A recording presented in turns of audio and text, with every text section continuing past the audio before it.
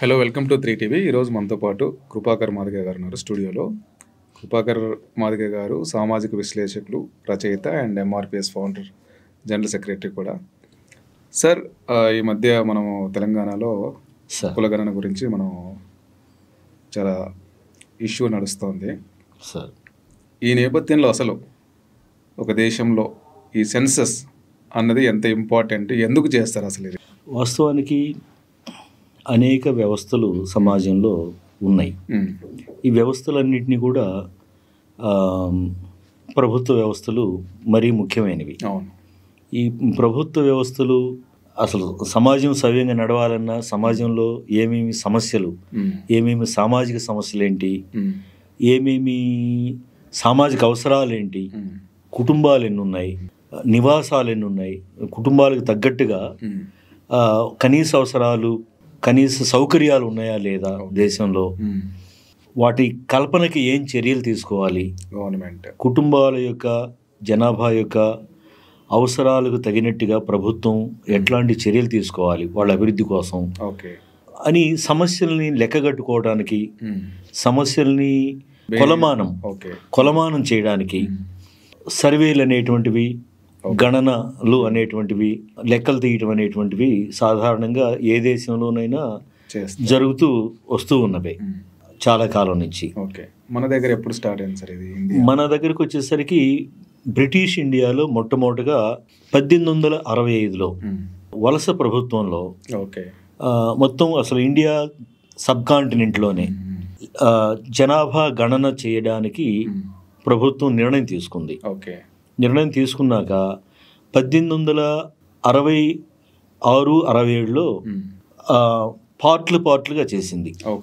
India sub కాంటినెంట్లో పార్ట్లుగా జనాభా గణన చేసింది. అప్పటికి ఇండియా అని అన్నారా సార్ బ్రిటిష్ వాళ్ళు? అప్పటికి ఆ వర్డ్ యూజ్ చేయడం సబ్ కాంటినెంట్ ఇండియా అని. అంటే ఇప్పుడు అనేక దేశాలుగా విడిపోయాం, ఇటు పాకిస్తాను, ఇటు మరి ఇవన్నీ బ్రిటిష్ కింద అప్పుడు విస్తృతమైనటువంటి ఈనాడు దేశాలుగా ఉన్నటువంటివి కూడా కలిసే ఉన్నాయి. కాబట్టి అసలు రూల్ ఆఫ్ లా అనేటువంటిది వాళ్ళతోనే మనకు మొదలైంది కదా. సెంట్రలైజ్ చేయడం, రోడ్లు కానీ, కమ్యూనికేషన్ కానీ, రూల్ ఆఫ్ లా, ఒకే పరిపాలన కిందకి ఒకే చట్టం కిందకి తీసుకురావడం కానీ అనేటువంటిది వాళ్ళతో మొదలైంది. అక్కడి నుంచి మొదలైనప్పుడు అసలు వాళ్ళ పరిపాలనా భూభాగంలో ఉన్నటువంటి కుటుంబాలని, జనాన్ని గణించడం అనేటువంటిది వాళ్ళకి అవసరంగా మారింది. జనం యొక్క అవసరాల రీత్యా ఆ ఒత్తిడి పెరిగింది. అప్పుడు 1865లో నిర్ణయం తీసుకోవటం, 66-67లో విడివిడిగా భాగాలుగా చేయటము, తర్వాత 1871లో మొదటిసారి జనాభా గణన ఆనాటి వైస్రాయ్ లార్డ్ మేయో ఆధ్వర్యంలో మొట్టమొదటిసారి జరిగింది. ఎట్లా తీసుకున్నారు ఆ రోజుని చెప్పనంటే, ఎన్ని కుటుంబాలు ఉన్నాయి మన పరిపాలనలో, మన దేశంలో, అట్లాగే వాళ్ళకందరికీ నివాస గృహాలు ఉన్నాయా లేవా, లేకపోతే వాళ్ళకి కనీస సదుపాయాలు, సౌకర్యాలు ఉన్నాయా లేవా అనేటువంటి లెక్క కట్టుకోవడానికి ఇంకేమేమి సామాజిక సమస్యలు ఉన్నాయి, ఇట్లాంటివన్నీ కూడా లెక్క కట్టుకోవడానికి మొట్టమొదటిసారిగా చేశారు. ఫస్ట్ టైం 1871లో. ఇక అక్కడి నుంచి మొదలు పెడితే నిరాఘాటంగా 2011 దాకా కూడా ప్రతి 10 ఏళ్లకు ఒకసారి చేస్తూనే వస్తూ ఉండింది ప్రభుత్వం. బ్రిటిష్ ఇండియాలో బ్రిటిష్ ప్రభుత్వం కానీ, స్వాతంత్రానంతరం స్వాతంత్ర భారత ప్రభుత్వం కానీ జనాభా లెక్కల గణన అనేది చేస్తూ వచ్చింది. అయితే స్వాతంత్రం వచ్చిన తర్వాత 1948లో జనాభా చట్టం వచ్చింది. మొట్టమొదటి పాపులేషన్ యాక్ట్ వచ్చింది. వచ్చినప్పుడు ఆ చట్టం కింద సెన్సస్ ఆఫ్ ఇండియా, అంటే హోమ్ మినిస్ట్రీ కింద సెన్సస్ ఆఫ్ ఇండియా ఒక అటానమస్ బాడీ ఏర్పడము, అట్లాగే రిజిస్ట్రార్ జనరల్ ఆఫ్ ఇండియా ఏర్పడము, ఇంకొక వింగ్ అది. ఈ రిజిస్ట్రార్ జనరల్ అనేటువంటి అథారిటీ అనేది మొత్తం ఆ అధికారి కింద ఈ సెన్సస్ ఆఫ్ ఇండియా అనేటువంటి డిపార్ట్మెంట్ పనిచేస్తుంటది. ఇదంతా వచ్చి కేంద్ర హోంశాఖ కింద ఉంటుంది. ఈ లెక్కలు తీయడం అనేటువంటిది జరుగుతూ వస్తూ ఉండింది. సో ఆ పరంపరలో 48లో చట్టం చేస్తే 51లో స్వతంత్ర భారత జనాభా గణన చట్టము 1948 ప్రకారం మొట్టమొదటిసారిగా 1951లో జరిగింది. అంతకుముందు అన్ని కూడా బ్రిటిష్ ఇండియాలో చట్టం ప్రకారం జరుగుతూ వచ్చినాయి. మార్పులు వచ్చాయి సార్ అప్పటికప్పటికి? అది పెద్దగా సేమ్ పెద్ద పరిశీలనలో చూడలేదు, గమనించలేదు నేను. అయితే చాలా కాలమ్స్ ఉన్నాయి. కాలమ్స్ ఏమిటి అని చెప్పన్నప్పుడు పురుషుడా స్త్రీయా, వ్యవసాయమా వృత్తి, లేకపోతే డైలీ వేజ్ లేబరా, లేకపోతే ఇంకేదైనా చేతి వృత్యా, ఉద్యోగమా, ఏమిటి వాళ్ళ వృత్తి ఏమిటి, వాళ్ళ వయసు ఏంటి, వాళ్ళ జెండర్ ఏంటి, వాళ్ళ డోర్ నెంబర్ ఏంటి, వాళ్ళ గ్రామం ఏమిటి, లేకపోతే వాళ్ళ చదువు ఎంత, ఇట్లాంటివన్నీ కూడా, లేదా వాళ్ళ కులం ఏంటి, లేదా వాళ్ళ సామాజిక స్థితిగతులు ఏంటి అనేటువంటి కాలమ్స్ పెడుతూ వచ్చారు ఇవన్నీ కూడా. అయితే మనకి ఇప్పుడు దాకా స్థూలంగా బీసీలు ఇంత, జనరల్ వాళ్ళు ఇంత, మైనారిటీస్ ఇంత, ఇట్లా చెప్తూ వచ్చారు. అంటే షెడ్యూల్డ్ కులాలు, షెడ్యూల్డ్ తెగలకు మాత్రం సెన్సస్ ఆఫ్ ఇండియాలోనే పర్టికులర్గా ఏ కులము, ఏ తెగ, ఏ జాతి అనేటువంటిది స్పష్టంగా మెన్షన్ చేస్తూ వచ్చారు మొదటి నుంచి కూడా. సో ఎస్సీ ఎస్టీలకు సంబంధించినటువంటి పాపులేషన్ విషయంలో పర్టికులర్గా కూడా ఉంటూ వచ్చినాయి. స్థూల విషయాలు చెప్తూ వచ్చారు మిగతా వాళ్ళకి సంబంధించి. దీనివల్ల ఏమైందంటే ఒక రఫ్గా బీసీలు ఇంతమంది, లేకపోతే జనరల్ పీపుల్ ఇంతమంది అనేటువంటిది ఉంటూ వచ్చింది. ఎస్సీ ఎస్టీలకు సంబంధించిన విషయంలో మాత్రం మనకు అవసరాన్ని బట్టి సొసైటీకి వెల్లడి చేసేటప్పుడు టోటల్ ప్రస్తుత జనాభాలో ఎస్సీలు ఇంత %, ఎస్టీలు ఇంత % అని చెప్పినప్పటికీ అట్లా ప్రతి రాష్ట్రంలో, ప్రతి గ్రామంలో, ప్రతి జిల్లాలో ఎస్సీలు ఎంతమంది, పర్టికులర్ కులం వాళ్ళు ఎంతమంది అనేటువంటిది గణన జరుగుతూనే వచ్చింది. ఇది జనాభా గణన అందులో భాగంగానే చేశారా సార్? ఇప్పుడు ఎస్సీ కులగణన కానీ మిగతా సామాజిక వర్గాల కులగణన కానీ అందులోనే చేశారా? జనరల్గా కూడా చేస్తుంటారా? జనరల్ జనాభా గణనలో పాటుగానే చేసుకుంటూ వచ్చారు. మిగతా వాళ్ళకి అవి లేవు. అయితే ఇట్లు చేసుకుంటూ వస్తూ ఉన్నారు. జనాభా గణన అనేటువంటిది ఆయా సమూహాల యొక్క సాంఘిక, జెండర్, వయసుల సమూహాల యొక్క అవసరాలు ఏంటి, వాళ్ళకి కల్పించాల్సినటువంటి ప్రభుత్వపరమైన సదుపాయాలు, సౌకర్యాలు, వాళ్ళ సామాజిక అభివృద్ధికి తీసుకోవాల్సిన చర్యలేంటి అనేటువంటివి లెక్కగట్టుకోవాల్సి వచ్చినప్పుడు ఇవన్నీ కూడా ప్రభుత్వానికి ఉపకరించే విధంగా చేస్తూ వచ్చాయి. సెన్సస్ ఆఫ్ ఇండియా ఏదైతే చేస్తూ వచ్చిందో అదే నిజానికి రాజ్యాంగబద్ధమైంది.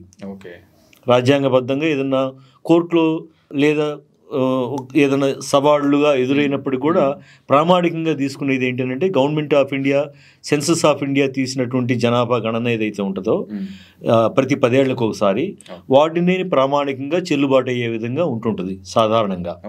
అయితే రాష్ట్ర ప్రభుత్వాలు కూడా చేస్తూ ఉంటాయి.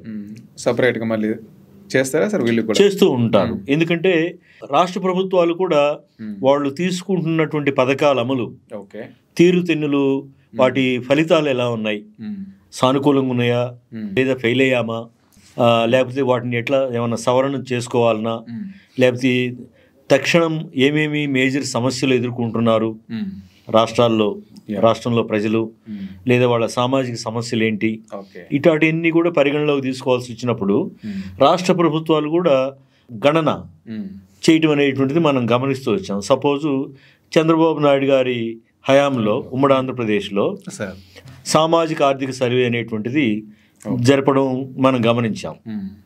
అట్లాగే కేసీఆర్ గారి హయాంలో తెలంగాణ రాష్ట్రంలో ఇంటింటి సర్వే అనేటువంటిది చేసినటువంటి సంగతి కూడా మనకు తెలిసిందే. అట్లాగే ఈరోజు రేవంత్ రెడ్డి గారు ముఖ్యమంత్రిగా ఒక సర్వే జరిగింది.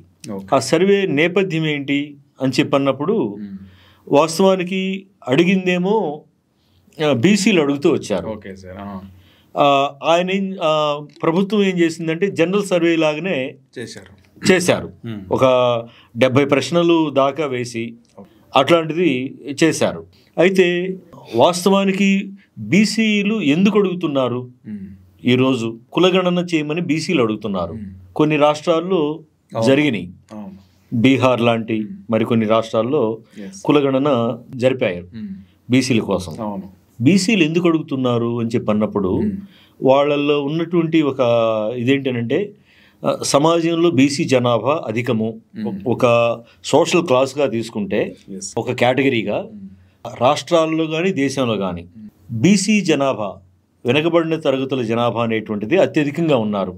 ఎస్సీల కంటే, ఎస్టీల కంటే, లేదా ఆధిపత్య సామాజిక వర్గాల కంటే కూడా, మైనారిటీస్ కంటే కూడా లెక్కగట్టుకోవాల్సి వచ్చినప్పుడు అత్యధిక జనాభా 50% జనరల్ సొసైటీలోనే 50% కంటే ఎక్కువ ఉన్నాం మేము అనేటువంటి ఒక వాదన వాళ్ళు వినిపిస్తూ వచ్చారు. ఎందుకు మరి కులగణన తర్వాత ఏం కావాలని కోరుకొని వినిపిస్తూ వచ్చారు అని చెప్పంటే, వాళ్ళ ఆకాంక్ష ఏంటి అని చెప్పనంటే, కులగణన జరిగి వెనకబడిన తరగతుల యొక్క కేటగిరీ, టోటల్ కేటగిరీ ఎంత జనాభాలో అని లెక్కగడితే అప్పుడు మనము స్థానిక సంస్థల ఎన్నికల్లో కానీ, శాసనసభకి జరిగేటువంటి ఎన్నికల్లో కానీ, అట్లాగే పార్లమెంటుకి జరిగేటువంటి ఎన్నికల్లో కానీ మన జనాభా దామాషా ప్రకారం మనము టికెట్లు, ప్రాతినిధ్యాలు అడగొచ్చు.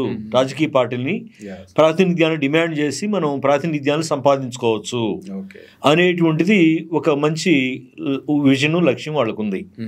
వెల్కమ్. అట్లాగే ఇంకేముందంటే, విద్యా ఉద్యోగ రంగాల్లో కూడా వెనకబడిపోయాము, సంక్షేమ రంగంలో కూడా వెనకబడిపోయాము. సో చాలా కులాలు ఇప్పటికీ కూడా బీసీలలో సంచార, అర్ధ సంచార జాతులుగా ఉన్నారు. ఇంకా సపోజు పాముల, బుడబుడకల, కాటిపాపల, గంగిరెద్దుల, పూసల, ఇలాంటి కులాలు చాలా, ఇలాంటి తెగలు చాలా ఉన్నాయి బ్యాక్వర్డ్ క్లాసెస్లో. సో వీళ్ళకి అసలు రిజర్వేషన్ అంటే కూడా ఏమిటో తెలియని పరిస్థితి ఉంది. దాదాపు 135 కులాలు, తెగలు ఉంటే బ్యాక్వర్డ్ క్లాసెస్లో తరగతులు ఉంటే, ఈ తరగతుల్లో ఒక 7-8 తరగతులు, డామినెంట్ తరగతుల వాళ్ళే మొత్తం విద్యా, ఉద్యోగ, రాజకీయ, సంక్షేమ అవకాశాలు డిస్ప్రపోర్షనేట్గా తీసుకెళ్తున్నారు. ఎస్సీల్లో మాలల్లాగా, ఎస్టీస్లో ఇరుకల, లంబాడీస్ లాగా, బ్యాక్వర్డ్ క్లాసెస్లో యాదవులు, పద్మశాలీలు, లేకపోతే గౌడలు, ఇలాంటి వాళ్ళు తీసుకెళ్తున్నారు. ఈ పరిస్థితి పోవాలని చెప్పి మమ్మల్ని చూసి, మాదిగ దండోరు ఉద్యమాన్ని చూసి వాళ్ళలో ఈ చిన్న చిన్న కులాలు వాళ్ళంతా కూడా మోస్ట్ బ్యాక్వర్డ్ క్లాసెస్ ఉద్యమం అని ఒకటి మొదలుపెట్టారు, ఎంబీసీ ఉద్యమం. ఈ ఎంబీసీలు ఏం కోరుకున్నారంటే, ఇప్పుడు బీసీలని ఏబిసిడి తరగతులుగా విభజించారు, దీని నుంచి ఇంకా మమ్మల్ని ఇంకా సపరేట్ చేయాలి, ఎంబీసీలని, మోస్ట్ బ్యాక్వర్డ్ క్లాసెస్ని విద్యా, ఉద్యోగ, సంక్షేమ, రాజకీయ అవకాశాలలో మాకు ప్రత్యేకమైనటువంటి మా శాతం రిజర్వేషన్ మాకు ఇస్తూ ప్రిఫరెన్షియల్ ట్రీట్మెంట్ ఇవ్వాలి, అట్లా వాళ్ళతో మేము పోటీ పడలేము అనే ఉద్యమం చేయడం మొదలుపెట్టారు. అట్లాగే ఎందుకు కులగణన కోరుకుంటున్నారు అని చెప్పనంటే, విద్యా, ఉద్యోగ, సంక్షేమ రంగాలలో తగిన, అంటే వాళ్ళ పాపులేషన్ స్ట్రెంగ్త్కి తగిన ప్రాతినిధ్యాలని పొందలేకపోతున్నాం కాబట్టి ముందు మా తరగతుల జనాభా గణన ఎంతో మాకు తెలిస్తే దాని ప్రకారం మేము ప్రభుత్వాలను డిమాండ్ చేయొచ్చు, చట్టాలని సృష్టించుకోవచ్చు, వాటికి అనుగుణంగా అవకాశాలను పొందడానికి వీలవుద్ది న్యాయబద్ధంగా అనేది వాళ్ళు కోరుకుంటున్నారు. అలాగే కేంద్రంలో బీసీ డెవలప్మెంట్ శాఖ అనేటువంటిది ప్రత్యేకంగా లేదు. కేంద్రంలో బీసీ అభివృద్ధి శాఖ అనేటువంటిది కావాలనేటువంటిది. రెండవది, కేంద్రంలో ఇప్పుడు ఎస్సీలకి, ఎస్టీలకి, మహిళలకి అటానమస్ బాడీస్ ఉంటాయి, commissions, SC commission, ST commission, మహిళా కమిషన్ లాగా కేంద్ర స్థాయిలో బీసీ కమిషన్ కూడా ఒకటి వేయాలి అనేటువంటిది కోరుకుంటున్నారు. శాశ్వత చట్టబద్ధమైనటువంటి కమిషన్ని. అట్లాగే బీసీలకి పార్లమెంట్లో కూడా తగిన ప్రాతినిధ్యం కావాలి జనాభా దామాషా ప్రకారం అని కోరుకుంటున్నారు.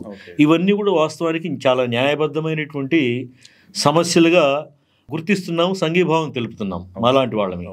అయితే ఇది ప్రాపర్గా చేయాలి, ప్రాపర్గా వాళ్ళ జనాభా, బ్యాక్వర్డ్ క్లాసెస్ యొక్క జనాభా గణనెంతో, వాళ్ళ వృత్తుల ప్రకారము, వాళ్ళ ఆర్థిక వెనకబాటుతనము, వాళ్ళ విద్యా, ఉద్యోగాల వెనకబడుతనాన్ని కూడా నిర్ధారించేటువంటి మేనర్లో రాష్ట్ర ప్రభుత్వాలు కూడా శాస్త్రీయంగా లెక్కగట్టి వాళ్ళకి ఇవ్వాల్సినటువంటి తగిన ప్రాతినిధ్యాలు, సరిపోయే ప్రాతినిధ్యాలు వాళ్ళకి ఇవ్వాల్సినటువంటి అవసరం ఉందనేటువంటిది ఈరోజు చైతన్యవంతమైనటువంటి వాళ్ళందరూ కూడా అభిప్రాయపడుతున్నటువంటి విషయం. మేము దాన్నే కోరుకుంటూ ఉన్నాం. సో అది వాళ్ళు బీసీలు కోరుకుంటున్నారు. ప్రభుత్వం అందుకోసం అని చెప్పి జనాభా గణన అని చెప్పి అన్నారు. అయితే ఈ జనాభా గణనలో ఒక చిన్న వివాదం ఏర్పడింది. ఇప్పుడు ఇది తప్పుల తడక, మొన్న జరిగినటువంటి రాష్ట్రంలో తప్పుల తడకగా ఉంది, మళ్ళీ చేయాలని ప్రతిపక్షాలు అంటాం. రాష్ట్ర ప్రభుత్వం ఏమంటుంది, బీసీలో కూడా కొందరు అంటున్నారు అట్లా. కానీ ప్రభుత్వం ఏముంది అని చెప్పానంటే, తప్పుల తడక కాదు, కొన్ని ఒక 3.5% కుటుంబాలు సర్వే పరిధిలోకి రాలేదు, అందుబాటులో లేకపోవడం వల్ల వాళ్ళందరినీ కూడా మళ్ళీ కొంత టైం కేటాయించి, వాళ్ళ టైం ఇచ్చి, ఆ టైం పరిధిలో వాళ్ళందరినీ కూడా మళ్ళీ గణన పరిధిలోకి తీసుకొని అప్పుడు పూర్తి స్థాయి 100% విశ్లేషణ చేసుకోగలిగితే మనకు సరిపోతుంది. కాబట్టి మొదటి నుంచి సర్వే చేయాల్సిన పని లేదు. ఇప్పుడు దాకా జరిగింది పద్ధతి ప్రకారమే జాగ్రత్తగానే జరిపాము. అయితే ఆ మిగిలిపోయిన 3.5-4% ఏదైతే ఉందో ఆ శాతం కుటుంబాల వరకే మళ్ళీ ఎక్స్టెండ్ చేసి సర్వే కంప్లీట్ చేసి అప్పుడు కరెక్ట్ సంపూర్ణమైనటువంటి గణన వివరాలు మనకు అందుతాయి అనేటువంటిది ప్రభుత్వ ఉద్దేశం. కానీ కొంతమంది ఏమంటున్నారంటే, దీన్ని వేరుగా అర్థం చేసుకొని మళ్ళీ పూర్తిగా మొదటి నుంచి పునర్ సర్వే జరపాలి అనే పద్ధతుల్లోనూ, లేదా పునర్ సర్వే జరగబోతుందని అర్థం చేసుకోవటము, ఇట్లాంటివి చేస్తున్నారు. ప్రభుత్వ ఉద్దేశం అది కాదు. సర్వే పరిధిలో లేని కుటుంబాలకు ఒక సమయం ఇచ్చి ఆ సమయం పరిధిలో ఆ కుటుంబాలని కూడా సర్వే లెక్కల్లోకి పరిగణలోకి తీసుకొని అప్పుడు దాన్ని పూర్తి అయిపోతుంది.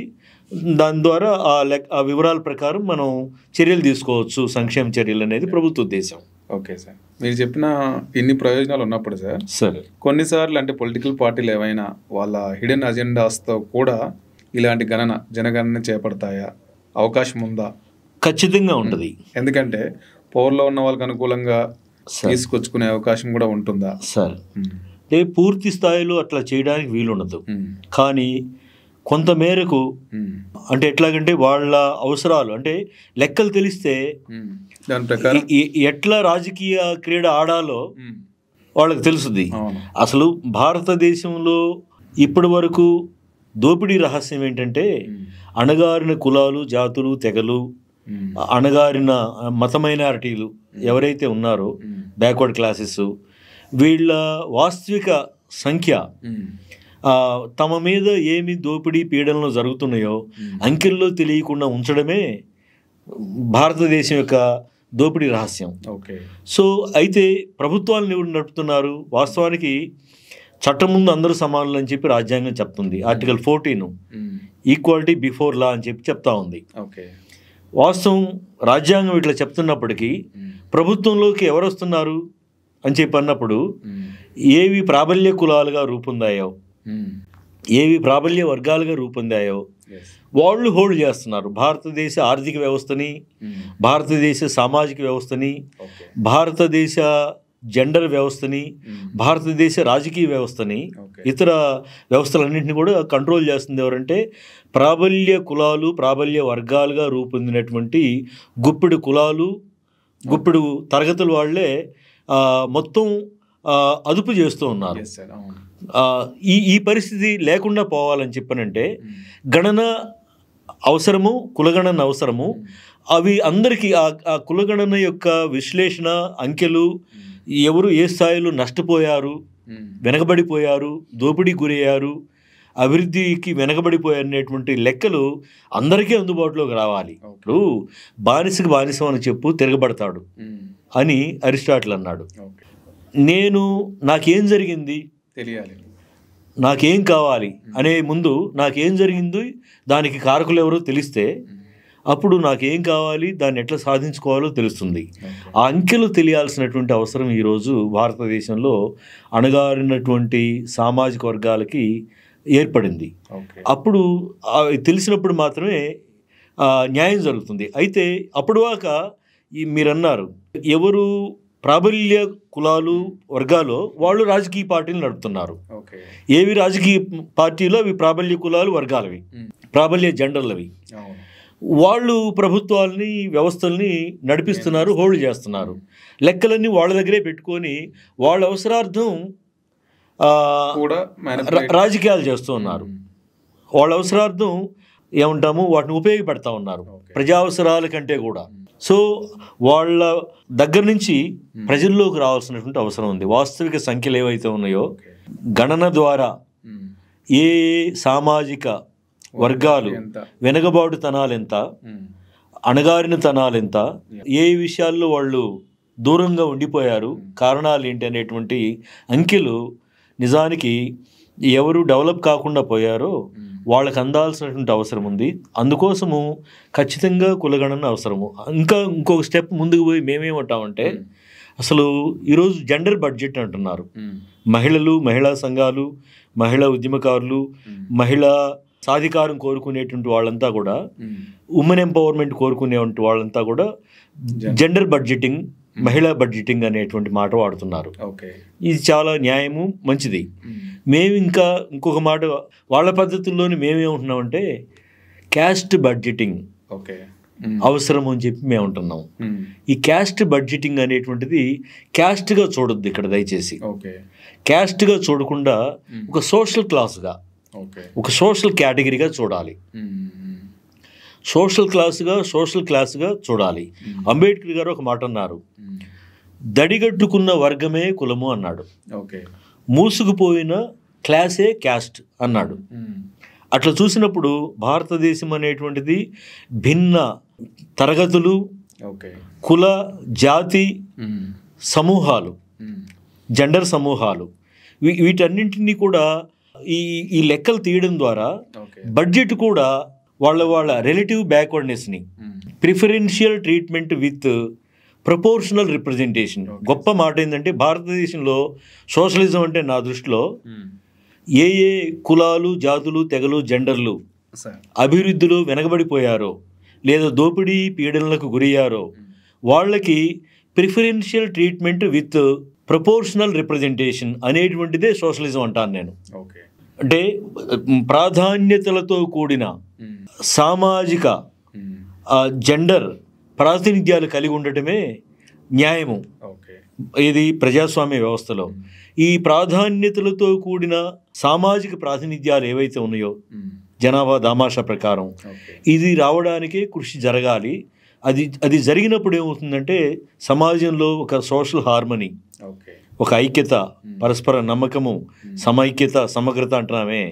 ఈ సమగ్రత, సమైక్యత, శాంతి స్థాపన, ఈ సోషల్ హార్మనీ అనేటువంటిది ఎప్పుడు సాధ్యం అవుతుందంటే ఆయా కులాలు, జాతులు, తెగలు, జెండర్లు వీళ్ళందరికీ కూడా జనాభా దామాషా ప్రకారం వాళ్ళ వెనకబాటుతనాన్ని నిర్ధారించి అత్యంత వెనకబడ్డటువంటి వాళ్ళకి మొదటి అవకాశాలుగా ఇచ్చినప్పుడు మనం కోరుకునేటువంటిది ఒక సమసమాజానికి పునాదులు ఏర్పడతాయి, సామాజిక సామరస్యానికి, ఐక్యతకి పునాదులు ఏర్పడతాయి. ఈ అశాంతి తొలగాలంటే సమాజంలో ఇది జరిగి తీరాలి. అందుకోసం కులగణన చాలా అవసరము, కులం బడ్జెటింగ్ అనేటువంటిది చాలా అవసరము. ఈ కులం బడ్జెట్, కులగణన అనేటువంటిది కులము అనేటువంటి అర్థంలో తీసుకోవద్దు. సోషల్ గణన, సోషల్ క్లాసెస్ గణన, సోషల్ బడ్జెటింగ్ అనే కాడికి దీన్ని ఎక్స్టెండ్ చేయాలి అర్థం చేసుకునేటప్పుడు పౌరులంతా కూడా. సార్, మీరు అంటున్న ఈ సామాజిక హార్మోని రావడానికి ముందు సార్, అంటే ఈ మీరు వస్తున్న మొత్తం ఈ కులాలకు సంబంధించిన ప్రాతినిధ్యానికి సంబంధించి ఒక సమగ్రమైన, సమతుల్యమైన ఈ పంపకాలు జరగాలంటే ముందు జనగణన దగ్గరే ఒక కరెక్ట్గా జరగాలి. అవును. మరి అట్లాంటప్పుడు ప్రాబల్య వర్గాలు ఏవైనా మిస్ డైరెక్ట్ కానీ మ్యానిపులేట్ చేసే అవకాశాలని సరిదిద్దడానికి చెకింగ్ పాయింట్స్ ఏమైనా ఉన్నాయా మన దగ్గర? ఏం చేయాలి? చాలా మంచి ప్రశ్న అండి. ఈ విషయంలో మేము చాలా వేదంతో ఉన్నాం నిజానికి. ఏంటంటే ఇప్పుడు ఏవైతే రిలేటివ్లీ అండర్ డెవలప్డ్, సాపేక్షికంగా వెనకబడ్డటువంటి కులాలు, జాతులు, తెగలు, జెండర్లు ఏవైతే ఉంటాయో వాళ్ళకి అధికార వ్యవస్థల యొక్క సమాచారం అందుబాటు ఉండదు. ఓకే, అవును. ఒక డిమార్కేషన్ ఉంటుంది, వ్యవస్థల యొక్క అందుబాటు ఉండదు వీళ్ళకి. వ్యవస్థలు అందుబాటు ఉండకపోవడం అంటే ఏంటి? వ్యవస్థల అవకాశాలు అందుబాటు లేకపోవడం, సమాచారం కూడా అందుబాటులో లేకపోవడం. వ్యవస్థల్లో తామేంటి అని చూసుకునేటువంటి అద్దంలో లాగా మా పరిస్థితి ఏమిటి, మా సంఖ్య ఏంటి, మా సంఖ్యామానాలు ఏంటి, మా అభివృద్ధిలో మా కొలమానాలు ఏంటి అనేటువంటివి కూడా అక్కడ వాళ్ళకి అందుబాటులో ఉండకపోవటం. దీనివల్ల ఏం జరుగుతుంటుందంటే, మా ఊర్లో ఒకరోజు మా మండల ఆఫీస్కి వెళ్ళి చూస్తే ఆ జనాభా గణన పుస్తకంలో ఏముందంటే నాతో సహా ఒక 350 మంది నా కులస్తులు మాదిగా ఉండాల్సిన కాడ సోషల్ కేటగిరీ కాడ మాల అని ఉంది. ముందు నేను ఆశ్చర్యపోయాను. అప్పుడు నాకు అర్థమైంది ఏంటంటే మా నియోజకవర్గం ఎమ్మెల్యే మాల, ఆ తర్వాత తహసీల్దార్ మాల, లేకపోతే ఎంఆర్ఓ ఆఫీస్లో తహసీల్దార్ ఆఫీసులో పనిచేస్తున్న ఉద్యోగస్తులు ఎక్కువ మంది మాలలు, అట్లాగే కంప్యూటర్ ఆపరేటర్ మాల, జనాభా గణనకు వచ్చినటువంటి ఎన్యూమరేటర్స్లో చాలామంది మాల. అక్కడ ఏం జరిగి ఉంటుంది? సాధారణంగా ఒక ఎమ్మెల్యే, ఏ కులం ఎమ్మెల్యేనే కావచ్చు, ఒక ఎమ్మెల్యే తన నియోజకవర్గంలోని మండల కేంద్రాలలో మండల స్థాయి అధికారులందరినీ కూడా తన సామాజిక వర్గానికి సంబంధించిన వాళ్ళనే, తనకు అనుకూలమైన వాళ్ళని నియమించుకోవడం అనేటువంటిది చాలా మామూలుగా వస్తున్నటువంటి విషయం. సో ఇక్కడ ఏంటి, మాదిగల కంటే రిలేటివ్లీ డామినెంట్ క్లాస్గా క్యాస్ట్గా ఉంది మాల. మాదిగలు అసలు తమ కోసం ఎత్తి పెట్టబడినటువంటి రాజ్యాంగబద్ధమైనటువంటి విద్యా ఉద్యోగ రిజర్వేషన్లలో కూడా ప్రాతినిధ్యాలు పొందలేనటువంటి స్థితిలో 80 ఏళ్ల తర్వాత ఇంకా పోరాడుతూ ఉన్నారు. మా విద్యా ఉద్యోగ రంగాల ప్రాతినిధ్య అవకాశాలు మాకు ఇవ్వండి అని. ఈ కాన్ఫ్లిక్ట్లో జరిగింది ఏంటి అక్కడ అంటే, ఒక్క మీట నొక్కడం ద్వారా రిలేటివ్లీ డామినెంట్ క్యాస్ట్కి అనుకూలంగా ఒక్క మీట నొక్కడం ద్వారా మా జనాభా అదృశ్యమైపోయి వాళ్ళ యాక్చువల్ జనాభా ఎంత ఉందో ఆ జనాభాకి యాడ్ అయిపోతుంది. యాడ్ కావడం వల్ల ఏమైంది, మా జనాభా తగ్గినట్టుగాను వాళ్ళ జనాభా చాలా ఎక్కువ ఉన్నట్టుగాను చూపెట్టబడుతుంది. ఇలాంటి ప్రమాదాలు జరిగే అవకాశం. ఎస్, అంటే సోషల్ విజిలెన్స్ అనేటువంటిది పెరగాలి.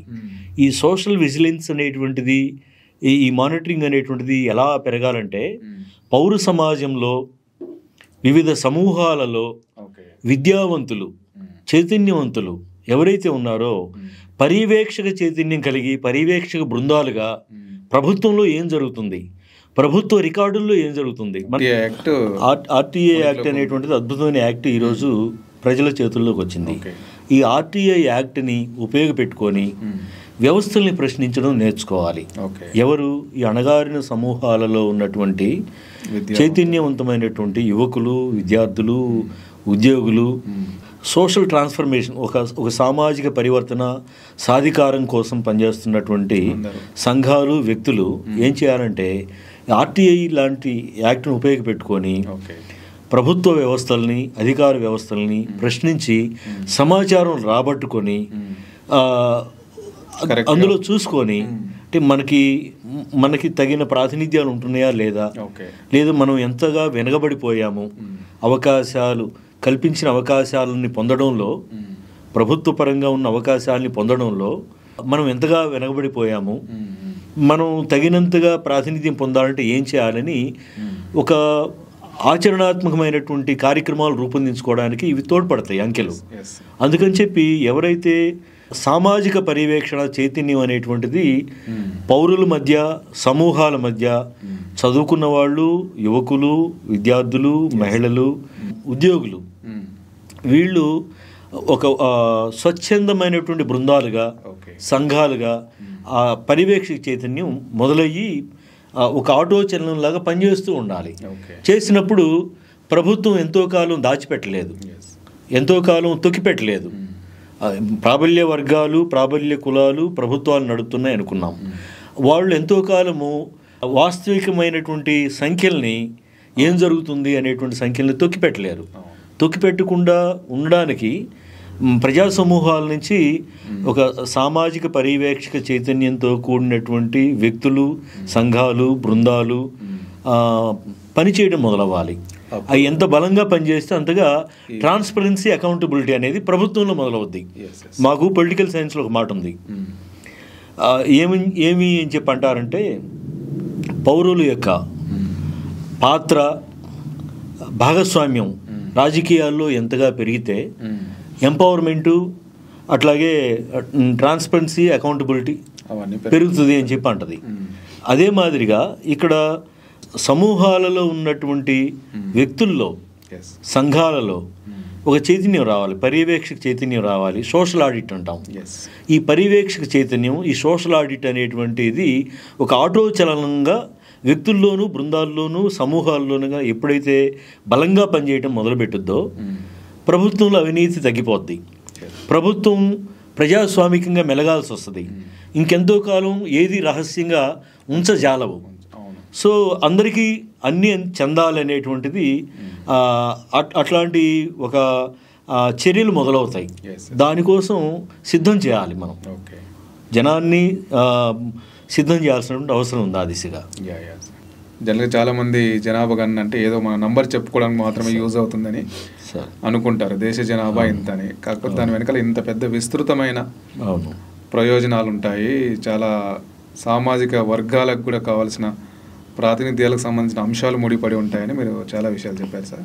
ఇంకొక ప్రశ్న ఉంది సార్ దీంట్లో, ఒకవేళ మిస్ అయితే 10 yearsకి ఒకసారి జరగాల్సిన జనగణన మిస్ అయితే అప్పుడేంటి సార్ పరిస్థితి? మొన్న కరోనా టైంలో కూడా మిస్ అయ్యింది, అట్లాంటప్పుడు ఏం చేస్తారు? అంటే లీగల్గా, కాన్స్టిట్యూషనల్గా ముందు ఇప్పటికీ తాజాది ఏదైతే ఉండిందో, క్రితంసారి జరిగింది ఏదైతుందో దాని ప్రకారమే మెజర్ చేస్తూ ఉండాలి. మెజర్ చేస్తూ ఒక పక్క అంటే చర్యలు తీసుకోవాల్సి వచ్చినప్పుడు ఇప్పటికి తాజాది లేదా ఇప్పటికి క్రితంసారిది ఏదైతే ఉందో దాన్నే పరిగణలోకి తీసుకోవాలి. దాంతోపాటు ప్రభుత్వ వ్యవస్థల మీద ఒత్తిడి తేవాలి. సపోజు ఆర్థిక శాఖ మంత్రి నిర్మలా సీతారామన్ ఏమన్నారంటే ఆ మధ్య ఒక 6 నెలల క్రితం మాట్లాడుతూ 3,600 కోట్లు కేటాయించాము, 18 నెలల్లో సెన్సస్ పూర్తి చేయాలి అని చెప్పి ఒక స్టేట్మెంట్ ఇచ్చారు ఆమె పార్లమెంట్లో. అయితే చర్యలు మొదలు కాల. వాస్తవానికి అది జరిగితే ఏమవుతుందంటే ఎన్హాన్స్మెంటు, ముఖ్యంగా అత్యంత వెనకబడ్డ సామాజిక వర్గాలు, అట్లాగే జెండర్లు, అభివృద్ధిలో వెనకబడ్డ సమూహాలు ఏవైతే ఉన్నాయో వాళ్ళ యొక్క అవసరాలని ఎప్పటికప్పుడు అప్డేట్ చేసుకోవడానికి గణాంకాలు తోడ్పడతాయి.